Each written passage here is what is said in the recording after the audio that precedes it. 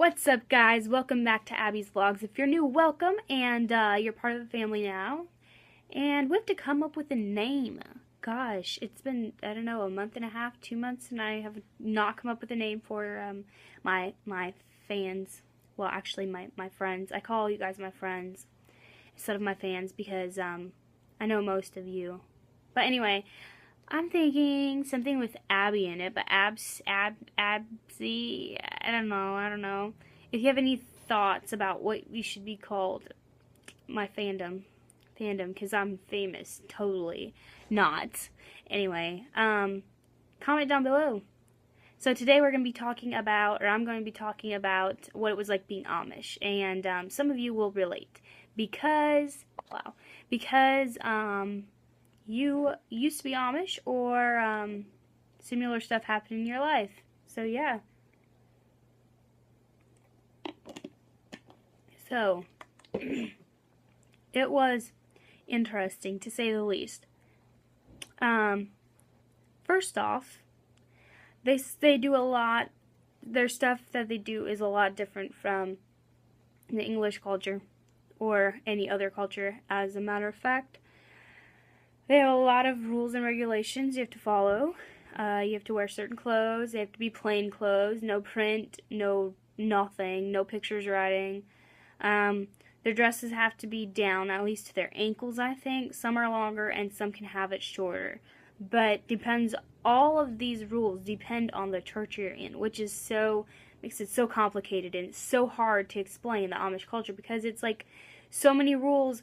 And the biggest thing is that if you're in one church and you go to another church, you have to follow that other church's rules. It's not like the same. You have to, I don't know, memorize or whatever, remember all those different rules that they have. And if I look red, it's because I'm sunburned. Totally off topic, but there you go. There you have it. So basically, they dress different. You have to wear dresses if you're a girl. You have to wear pants and a shirt, and it has to be a buttons all the way up, and it has to have a certain kind of collar if you're in certain churches. The shirts sometimes, certain states, certain churches make you wear only certain color shirts, only certain color pants, certain color dresses. You, if you're a girl, you wear a white cap. Well, we call it a cap. It's supposed to cover all of your hair or your hairline, and some of them go over your ears, some don't. Some of those are floppy. We call them floppy caps. They are very, very thin, and some of them are sprayed with hairspray, and it makes it hard. So it's like a hard thing. And it's really, really hot in the summer if you have those ones that are sprayed. It's so hot because it's like trapping all the heat in. Anyway, so if you're a girl, that's what you wear. And if you're a guy, you usually have a hat for at home, which is not a cap. That's just this and this front thing. It goes all the way around, and it has like a box thing. I don't even know how to explain this. This is complicated. I never liked them. And then that's what you have. You have 2 sets usually, one for at home and one for not at home. But for the most part, I think that was more of back then that they had 2 sets, like back when I was small or whatever, because now I know a lot of people just have 1 set, and that's when they go to church or they leave the house.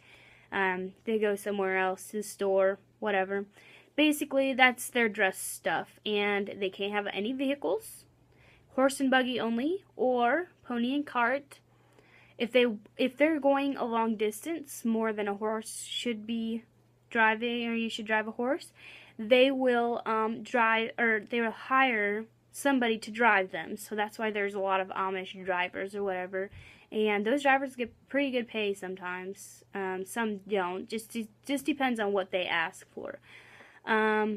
So that's their transportation. Some of them bike, some walk.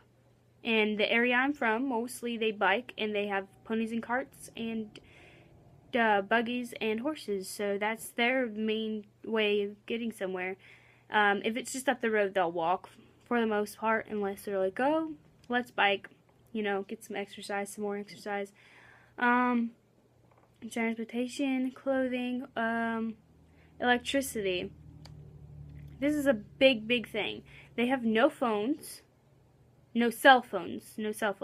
They do have home phones for the most part. Depends on where you are. Some states, some churches don't allow home phones, or they only allow a home phone in like a neighborhood or whatever. So like 3 or 4 or 5, 6 families share one home phone.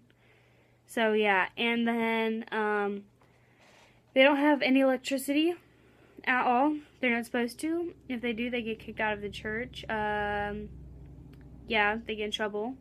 And they have to, I don't know what it's called. I just know the Amish word for it. But basically they go up and they make things right with the church. They apologize for what they did, and I don't know what else. They have no electricity, but I have seen some who do have LED lights and stuff.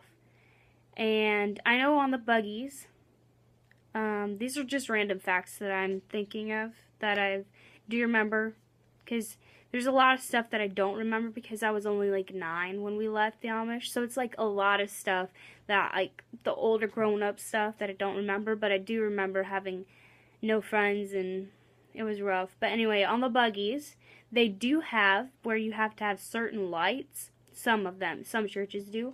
Like, you can't have LED lights, you have to have the soft lights or whatever. Some of them do have that. And I know in our buggy, this is the coolest thing. I always thought I had the coolest buggy. My parents had the coolest buggy and stuff. The only reason I thought that is because we had this thing where our buggy was a double buggy, which means that it had 2 spaces where people could sit instead of just 1 space. So basically,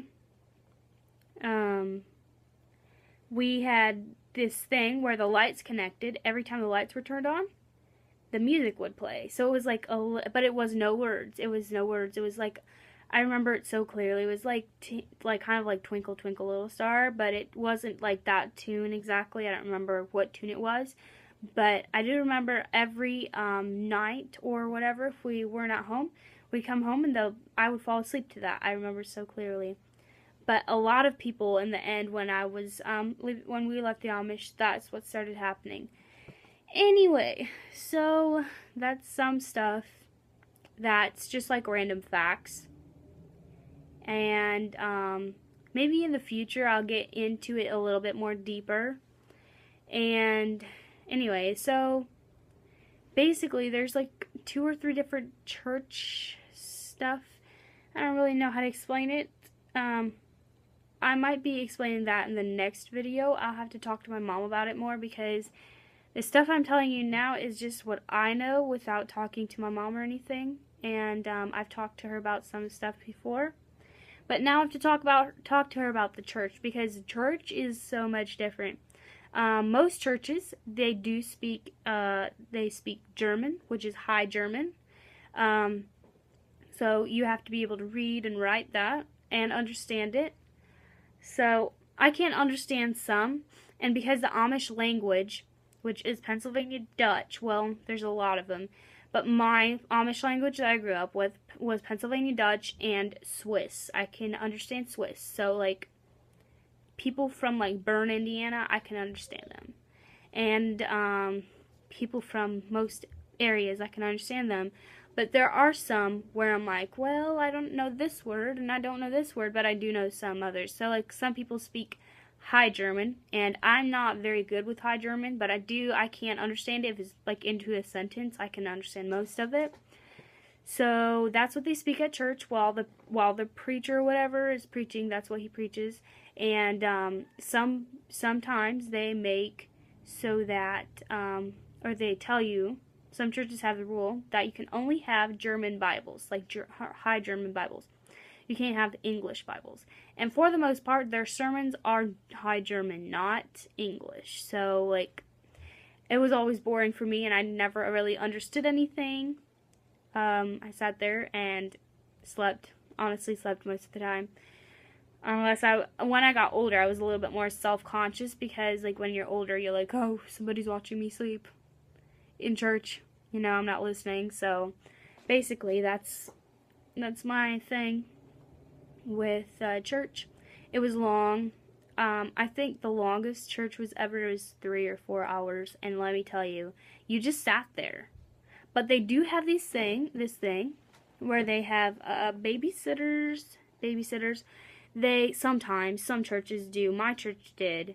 They wouldn't choose anybody. There'd just be like, we'd have church out in the shop or in the shed or something, or in the basement, and then the girls, older girls, or like my age, sometimes my age, but usually it was 19, 18, 17, and 16. Sometimes it was down until like 9. Girls would take little babies, and because everybody knew each other, they would always, trust them with their babies. They'd take their babies and they'd go inside the house and they would take care of their babies while they sat out there in church and, listened to the pastor. So basically that's about it. Their church stuff, it lasted for a while. Oh, and we did have snacks. That's the fun thing. I always loved snack time, but I think it was until age 7 or 8, I think, that you could have snacks, because I do remember there was a year or two, I can't remember for sure, but it was 1 or 2 years where I couldn't have snacks because I was too old.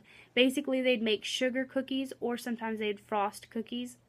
Like, instead of just putting sugar on, they'd put frosting on it. And we got to eat cookies and pretzels. That was the biggest thing. Sometimes they would put in Cheetos or something like that. Just depended on who had church or whatever. And church did not take place in a actual church building. It took place in somebody's house. Like, we took turns having the church or whatever. So it was always a big deal. You clean your house from top to bottom, throw stuff away, put it away, whatever. And you didn't just stick stuff in your closet, because people would sometimes open the closet and be like, oh, yeah, it was just a thing. Duh. If somebody's going to come over, and a lot of people are going to come over, you're opening your house, so do it right. Anyway, that's basically what I have for today. And if you don't like these, tell me down below and give me ideas for what I could be doing, because I don't have anything. I don't really know what to do anymore. I kind of ran out of ideas, so comment a topic you want me to talk about, and I will talk about that topic as I try to keep my words straight. Anyway, I hope you guys had a great day, and I hope it continues to be great, and I hope tomorrow is great. Keep those smiles on your faces, and don't give up in life. Just an encouraging word. If you are having a bad day, or if you're feeling down, talk to me. I want to be there for you, and I want to encourage you that it's okay. Sometimes you're not going to have the best days, but those are the days where you say, you know what? It's not me. Sometimes it's not me. It's not my fault. It's okay. So step it up and show them who you are. Yeah, anyway, that didn't really make sense. But basically, if you're having a bad day, don't take that bad day and say it's a bad day. Take it and say, I can do better tomorrow. So, have a great day, guys. I love you all. And my social media outlets are in the is in the description below. So, yeah, go like this video and subscribe to my channel. Turn that bell on, notifications, so you know that, duh. Yeah, because I'm just that good. Anyway, have a great day, guys. Bye-bye.